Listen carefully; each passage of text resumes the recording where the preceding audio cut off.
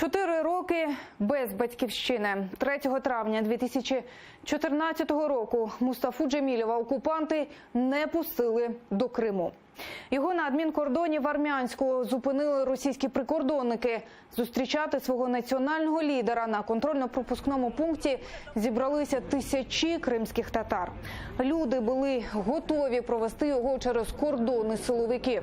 Ті відкрили стрілянину у повітря. Кримських татар це не зупинило. Люди прорвали оборону. Вони скандували «Мустафа» і сподівалися повернутися всі разом.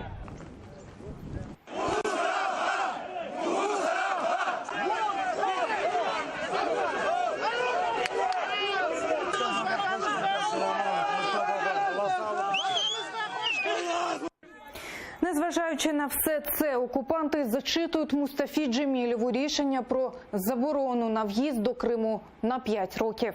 Аби захистити свій народ і не провокувати окупантів, лідер кримських татар був змушений повернутися до Києва.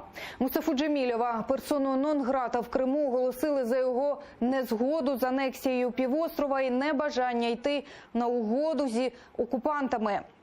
Майже сотню з тих, хто прийшов на кордон 3 травня і намагався заступитися за свого лідера, окупанти оштрафували. Ще 4 засудили на умовні терміни. Самого рішення, на якій підставі Джемілєва позбавили батьківщини, не видали й досі. Він намагався оскаржити дії Федеральної міграційної служби Росії та ФСБ, однак рішення щодо заборони відвідин Криму для Мустафи Джемілєва російські суди залишили в силі. Тепер справу розглядає Європейський суд з прав людини.